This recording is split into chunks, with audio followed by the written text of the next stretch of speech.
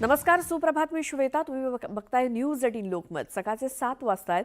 या बुलेटिनची सुरुवात करूयात एका मोठ्या आणि महत्त्वाच्या बातमीनं. पालकमंत्री पदावरनं महायुतीतला वाद आता चव्हाट्यावर आलाय.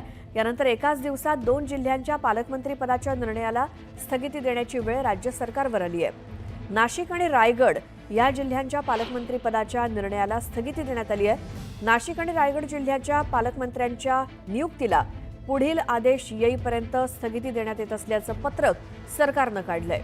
रायगडच्या पालकमंत्रीपदावरनं शिवसेना आणि राष्ट्रवादीमध्ये रस्सीखेच सुरू होती.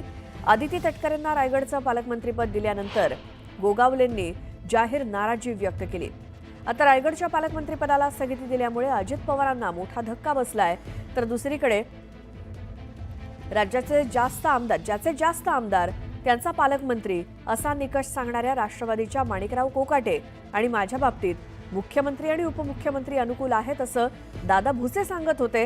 आणि दादा भुसे यांना बाजूला करत भाजपच्या गिरीश महाजन यांना नाशिकचं पालकमंत्री करण्यात आलंय. त्यामुळे नाशिकमध्येही महायुतीत धुसफूस सुरू होती. अशातच नाशिकच्या पालकमंत्रीपदाची जबाबदारी गिरीश महाजन यांच्यावर देण्यात आली. त्यामुळे गिरीश महाजनांना देखील मोठा धक्का बसला होता.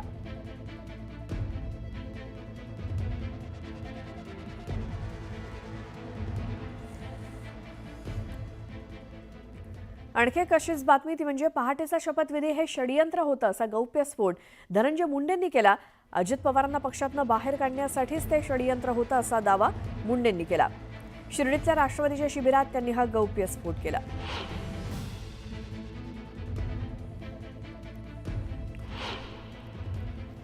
अगदी पहाटेच्या शपथविधीच्या बाबतीत त्याला पहाट म्हणत नाहीत असं दादा नेहमी म्हणतात.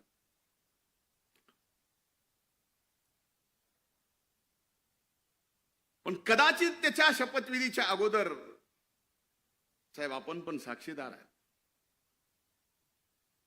मी दादांना विनंती केली होती. आज स्पष्टपणाने बोलतो, कधीही बोललो नाही. कारण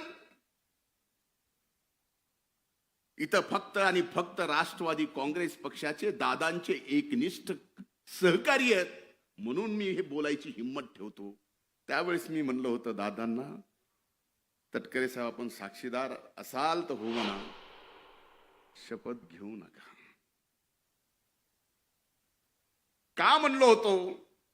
काही गोष्टी कळाल्या होत्या. त्या नम्रपणे दादांच्या पायी माझं डोकं ठेवून जे तटकरे साहेबांनी बघितलं की म्हणलं दादा आपला घात होतोय.